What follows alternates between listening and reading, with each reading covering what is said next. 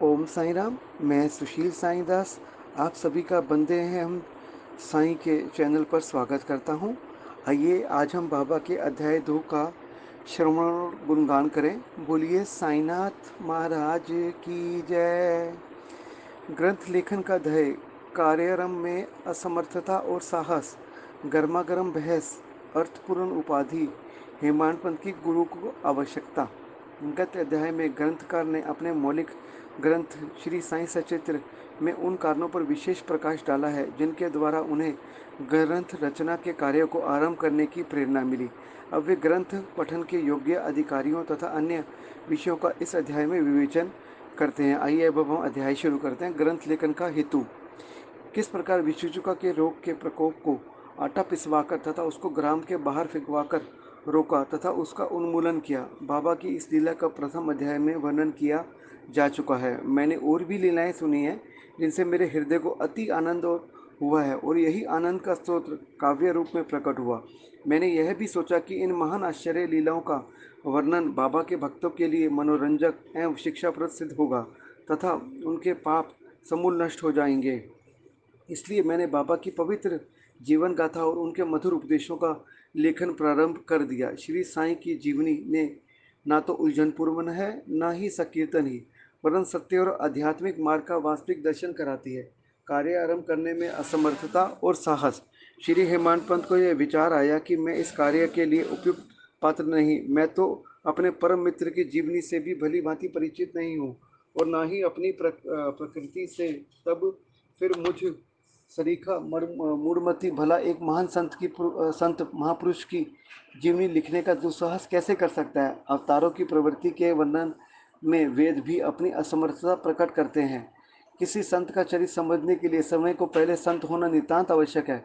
फिर मैं तो उनका गुणगान करने के सर्वथा अयोग्य ही हूँ। संत की जीवनी लिखने में एक महान साहस की आवश्यकता है और कहीं ऐसा ना हो कि चार लोगों के समक्ष हास्य का पात्र बनना पड़े। इसलिए श्री साईं बाबा की कृपा प्राप्त करने के लिए मैं ईश्वर से प्रार्थना करने लगा। महाराष्ट्र के संत श्रेष्ठ श्री ज्ञानेश्वर महाराज का कथन है कि साईं सचरित्र के रचिता से परमात्मा अति प्रसन्न होता है। तुलसीदास जी ने भी कहा है, साधु चरित्र शुभ सरिस का पासु, नीरस विशद गुणमय फल जासु, जो सही दुख पर छिंद्र दुरावा, वंदनीय जेहि जग जस पावा। भक्तों को भी संतों की सेवा करने की इच्छा बनी रहती है। संतों की कार्य पूरा करा लेने की प्रणाली भी बड़ी विचित्र है। यथार्थ प्रेरणा तो संत ही किया करते हैं। भक्त तो निमित्त मात्र या कहिए कि कार्य पूर्ति के लिए एक यंत्र मात्र हैं।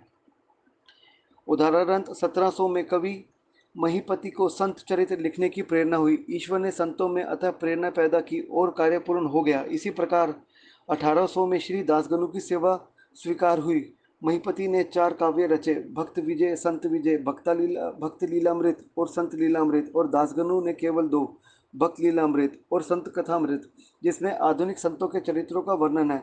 भक्त लीलामृत के अध्याय 31, 32 और 33 तथा संत कथामृत के 57वें अध्याय में श्री साईं बाबा की मधुर जीवनी तथा अमृतुल्य उपदेशों का वर्णन सुंदर एवं रोचक ढंग से किया गया है। इनका उद्धरण श्री साईं लीला पत्रिका के अंक 11, 12 और 17 में दिया गया है। पाठकों से इनके पठन का अनुरोध है। इसी प्रकार श्री साईं बाबा की अद्भुत लीलाओं का वर्णन एक बहुत सुंदर छोटी सी पुस्तिका श्री साईनाथ भजनमाला में भी किया गया है। इसकी रचना बांद्रा की श्रीमती सावित्रीबाई रघुनाथ तेंदुलकर ने की है। श्री दासगनु महाराज ने भी श्री साईं बाबा पर कई मधुर कविताओं की रचना की है। एक भक्त अमीदास भवानी मेहता ने भी बाबा की कुछ कथाओं को गुजराती में प्रकाशित किया है। साईं प्रभा नामक पत्रिका में भी कुछ लीलाएं शिरडी के दक्षिणा भिक्षा संस्थान द्वारा प्रकाशित की गई है। अब प्रश्न यह उठता है कि जब श्री साईं बाबा महाराज के जीवन पर प्रकाश डालने वाला इतना साहित्य उपलब्ध है, फिर और एक ग्रंथ साईं सचित्र रचने की आवश्यकता ही कहाँ पैदा होती है। इसका उत्तर केवल यही है कि श्री साईं बाबा की जीवनी सागर के सदृश अगाध, विस्तृत और अथाह है। यदि उसमें गहरे गोते लगाए जाएं तो ज्ञान एवं भक्ति पूर्व रूपी अमृतुल्य रत्नों की सहज ही प्राप्ति हो सकती है, जिनसे मुमुक्षुओं को बहुत लाभ होगा। श्री साईं बाबा की जीवनी, उनके दृष्टांत एवं उपदेश महान आश्चर्य से परिपूर्ण है। दुख और दुर्भाग्यग्रस्त मानवों को इनसे शांति और सुख प्राप्त होगा तथा लोक व परलोक में श्रेयस की प्राप्ति होगी। यदि श्री साईं बाबा के उपदेशों का, जो कि वैदिक शिक्षा के समान ही मनोरंजक और शिक्षाप्रद हैं, ध्यानपूर्वक श्रवण एवं मनन किया जाए, तो भक्तों को अपने मनवांछित फल की प्राप्ति हो जाएगी, अर्थात ब्रह्म से अभिन्नता, अष्टांग योग की सिद्धि और समाधि आनंद आदि की प्राप्ति सरलता से हो जाएगी। यह सोचकर ही मैंने चरित्र की कथाओं को संकलित करना प्रारंभ कर दिया। साथ ही यह विचार भी आया कि मेरे लिए सबसे उत्तम साधना भी केवल यही है, जो भोले भाले प्राणियों श्री साईं बाबा के दर्शनों से अपने नेत्र सफल करने के सौभाग्य से वंचित रह गए, उन्हें यह चरित्र अति आनंदमय प्रतीत होगा। अतः मैंने भी अपना अहंकार उनके श्री चरणों पर न्यौछावर कर दिया। मैंने सोचा कि अब मेरा पथ अति सुगम हो गया और बाबा मुझे इलोक और परलोक में सुखी बना देंगे। मैं स्वयं बाबा की आज्ञा प्राप्त करने का साहस नहीं कर सकता था, अतः मैंने श्री माधवराव उपनाम श्यामा से, जो कि बाबा के अंतरंग भक्तों में से थे, इस हेतु प्रार्थना की। उन्होंने इस कार्य के निमित्त श्री साईं बाबा से विनम्र शब्दों में इस प्रकार प्रार्थना की कि ये अन्ना साहेब आपकी जीवनी लिखने के लिए अति उत्सुक हैं, परंतु आप कृपया ऐसा ना कहना कि मैं एक फ़कीर हूँ तथा मेरी जीवनी लिखने की आवश्यकता ही क्या है। आपकी केवल कृपा और अनुमति से ही लिख सकेंगे, अथवा आपके श्री चरणों का पुण्य प्रताप ही इस कार्य को सफल बना देगा। आपकी अनुमति तथा आशीर्वाद के अभाव में कोई भी कार्य यशस्वी नहीं हो सकता। यह प्रार्थना सुनकर बाबा को दया आ गई। उन्होंने आश्वासन और उदी देकर अपना वृद्ध हस्त मेरे मस्तक पर रखा और कहने लगे, इन्हें जीवनी और दृष्टांतों को एकत्रित कर लिपिबद्ध करने दो, मैं इनकी सहायता करूंगा। मैं स्वयं ही अपनी जीवनी लिखकर भक्तों की इच्छा पूर्ण करूंगा, परंतु इनको अपना अह त्याग कर मेरी शरण में आना चाहिए। जो अपने जीवन में इस प्रकार आचरण करता है, उसकी मैं अत्यधिक सहायता करता हूँ। मेरी जीवन कथाओं की बात तो सहज है, मैं तो इन्हें घर बैठे अनेक प्रकार से सहायता पहुँचाता हूँ। जब इनका अह पूर्ण नष्ट हो जाएगा और खोजने पर लेश मात्र भी ना मिलेगा, तब मैं इनके अंतकरण में प्रकट होकर स्वयं ही अपनी जीवनी लिखूंगा। मेरे चरित्र और उपदेशों के श्रवण मात्र से ही भक्तों के हृदय में श्रद्धा जागृत होकर सरलतापूर्वक आत्मानुभूति एवं परमानंद की प्राप्ति हो जाएगी। ग्रंथ में अपने मत का प्रतिपादन और दूसरों का खंडन तथा अन्य किसी विषय के पक्ष या विपक्ष में व्यर्थ के वाद विवाद की को चेष्टा नहीं होनी चाहिए। बोलिए साईनाथ महाराज की जय। आइए अब अगली कथा है, अर्थपूर्ण उपाधि हेमांत पंत। हेमंत पंत को उपाधि ये क्यों मिली, इसके बारे में बताया है।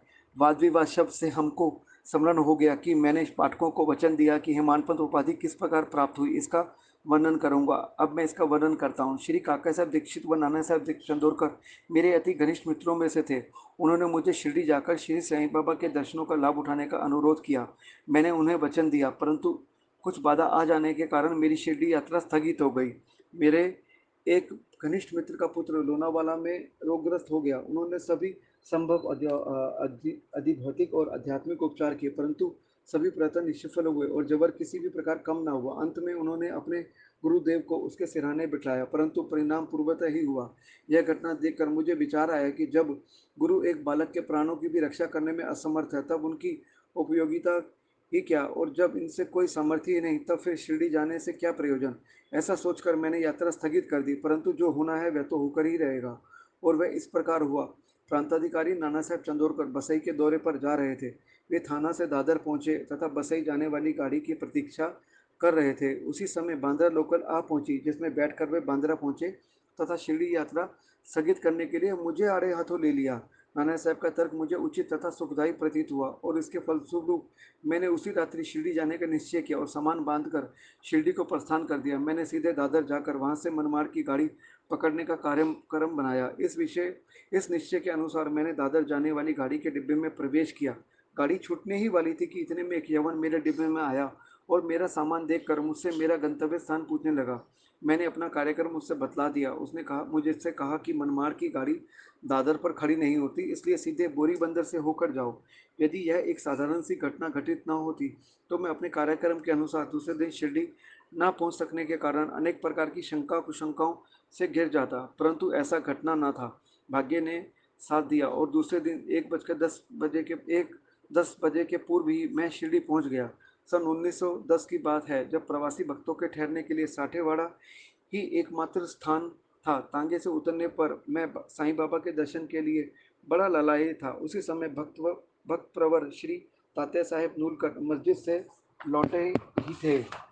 उन्होंने बतलाया कि इस समय श्री साईं बाबा मस्जिद के मोड़ पर ही हैं, अभी केवल उनका प्रारंभिक दर्शन ही कर लो। और फिर स्नानादि से निवृत्त होने के पश्चात सुविधा से भेंट करने जाना। यह सुनते ही मैं दौड़ कर गया और बाबा की चरण वंदना की। मेरी प्रसन्नता का परावार न रहा। मुझे क्या ही नहीं मिल गया था। मेरे शरीर प्रफुल्लित सा हो गया। श्रद्धा और तृषा की सुधि जाती रही। जिस क्षण में से उनके विनाशक चरणों का स्पर्श प्राप्त हुआ, मेरे जीवन में एक नूतन आनंद प्रवाह बहने लगा। मैं उनका सदैव के लिए ऋणी हो गया। उनका यह उपकार मैं कभी ना भूल सकूंगा। मैं सदा उनका स्मरण कर उनसे उन्हें मानसिक प्रणाम किया करता हूँ। जैसा कि मेरे अनुभव में आया कि साईं दर्शन में ही यह विशेषता है कि विचार परिवर्तन तथा पिछले कर्मों का प्रभाव शीघ्र मंद पड़ने लगता है और शनि शनि अनासक्ति और सांसारिक भोगों से वैराग्य बढ़ता जाता है। केवल गत जन्मों के अनेक शुभ संस्कार एकत्रित होने पर ही ऐसा दर्शन प्राप्त होना सुलभ हो सकता है। पाठकों, मैं आपसे सर्वपूर्वक कहता हूँ कि यदि आप श्री साईं बाबा को एक दृष्टि मात्र भरकर देख लेंगे तो आपको संपूर्ण विश्व भी साईंमय दिखलाई पड़ेगा। गर्मा गर्म भैंस। शिरडी पहुंचने के प्रथम दिन ही बाला साहेब तथा मेरे बीच गुरु की आवश्यकता पर वाद विवाद छिड़ गया। मेरा मत था कि स्वतंत्रता त्याग कर परिधान क्या होना तथा जब कर्म करना ही पड़ता है तब गुरु की आवश्यकता ही कहाँ रह रही। प्रत्येक को पूर्ण प्रयत्न कर समय को आगे बढ़ाना चाहिए। गुरु शिष्य के लिए करता ही क्या है, यह तो सुख से निंद्रा का आनंद लेता है। इस प्रकार मैंने स्वतंत्रता का पक्ष लिया और बाला साहब से प्रारंभ का। उन्होंने कहा कि जो विधि लिखित है वह घटित होकर रहेगा। इसमें उच्च कोटि के महापुरुष भी असफल हो गए। कहावत है, मेरे मन कुछ और विधाता के कछु और। फिर परामर्श शुक्त शब्दों में बोले, भाई साहब यह नीरी विद्वता छोड़ो, यह अहंकार तुम्हारी कुछ भी सहायता ना कर सकेगा। इस प्रकार दोनों पक्षों में खंडन मंडन में लगभग 1 घंटा व्यतीत हो गया और सदैव की भांति कोई निष्कर्ष ना निकल सका। इसलिए तंग और विवश होकर विवाह स्थगित करना पड़ा। इसका परिणाम यह हुआ कि मेरी मानसिक शांति भंग हो गई तथा मुझे अनुभव हुआ कि जब तक घोर दैहिक बुद्धि और अहंकार न हो तब तक विवाद संभव नहीं। वस्तुतः यह अहंकार ही विवाद की जड़ है। जब अन्य लोगों के साथ में मस्जिद गया तब बाबा ने काका साहब को संबोधित कर प्रश्न किया कि साठेवाड़े में क्या चल रहा था, किस विषय पे विवाद था। फिर मेरी ओर दृष्टिपात कर बोले कि इन हिमानपन ने क्या कहा। ये सब सुनकर मुझे अधिक अचंभा हुआ।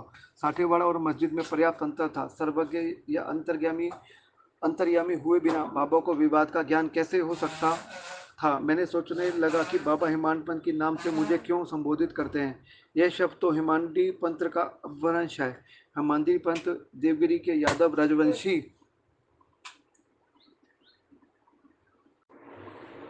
हेमांगी पंत देवगिरी के यादव रजवंशी महाराजा महादेव और रामदेव के विख्यात मंत्री थे। वे उच्च कोटि के विद्वान, उत्तम प्रकृति और चतुर्वर्ग चिंतामणि और राज प्रशस्ति जैसे उत्तम कार्यों के रचिता थे। उन्होंने ही हिसाब किताब रखने की नवीन प्रणाली का आविष्कार किया था और वही बही खाती की पत्ती को जन्म दिया था और कहा, मैं इस विपरीत इस एक अज्ञानी मूर्ख और मंदमती हूँ। अतः मेरी समझ में यह न आ सका कि मुझे इस विषय उपाधि से विभूषित करने का क्या तात्पर्य है। गहन विचार करने पर मैं इस निष्कर्ष पर पहुंचा कि कहीं मेरे अहंकार को चूर्ण करने के लिए ही तो बाबा ने इस अस्त्र का प्रयोग नहीं किया है ताकि मैं भविष्य में सदैव के लिए निर्भिमानी एवं विनम्र हो जाऊं, अथवा कहीं यह मेरे वाक्चातुर्य के उपलक्ष्य में मेरी प्रशंसा तो नहीं। भविष्य पर दृष्टिपात करने से प्रतीत होता है कि बाबा के द्वारा हेमानपंथ की उपाधि से विभूषित करना कितना अर्थपूर्ण और भविष्य गोचर था। सर्वविदित है कि कालांतर में दाभोलकर ने श्री साईं बाबा संस्थान का प्रबंधन कितने सुचारू एवं विद्वतापूर्ण ढंग से किया किया था। हिसाब किताब आदि कितने उत्तम प्रकार से रखे थे तथा साथ ही साथ महाकाव्य साईं सचित की रचना भी। इस ग्रंथ में महत्वपूर्ण और आध्यात्मिक विषयों जैसे ज्ञान, भक्ति, वैराग्य, शरणागति व आत्मनिवेदन आदि का समावेश है। गुरु की आवश्यकता, इस विषय में बाबा ने क्या उद्गार प्रकट किए, इस पर हिमानपंत द्वारा लिखित कोई लेख या स्मृति पत्र प्राप्त नहीं, परंतु काका साहब दीक्षित ने इस विषय पर उनके लेख प्रकाशित किए हैं। बाबा से भेंट करने के दूसरे दिन हेमानपंत और काका साहब ने मस्जिद में जाकर घर लौटने की अनुमति मांगी। बाबा ने स्वीकृति दे दी। किसी ने प्रश्न पूछा, बाबा कहाँ जाएं? उत्तर मिला, ऊपर जाओ। प्रश्न, बाबा मार्ग कैसा है? बाबा, अनेक पंथ हैं, यहाँ से भी एक मार्ग है, परंतु यह मार्ग दुर्गम है तथा सिंह और भेड़िए भी मिलते हैं। काका साहब, यदि पथ प्रदर्शक भी साथ हो बाबा तब कोई कष्ट ना होगा। पथ प्रदर्शक तुम्हारी सिंह, भेड़िए और खंदकों से रक्षा कर तुम्हें सीधे निर्दिष्ट स्थान पर पहुंचा देगा, परंतु उसके अभाव में जंगल में मार्ग भूलने या गड्ढे में गिर जाने की संभावना है। दाभोलकर भी उपयुक्त प्रसंग के अवसर पर वहां उपस्थित है। उन्होंने सोचा कि जो कुछ बाबा कह रहे हैं वह गुरु की आवश्यकता क्यों है। इस प्रश्न का उत्तर उन्होंने सदा के लिए मन में यह गांठ बांध ली कि अब कि कभी इस विषय पर वाद विवाद नहीं करेंगे कि स्वतंत्र या परतंत्र व्यक्ति आध्यात्मिक विषयों के लिए कैसा सिद्ध होगा।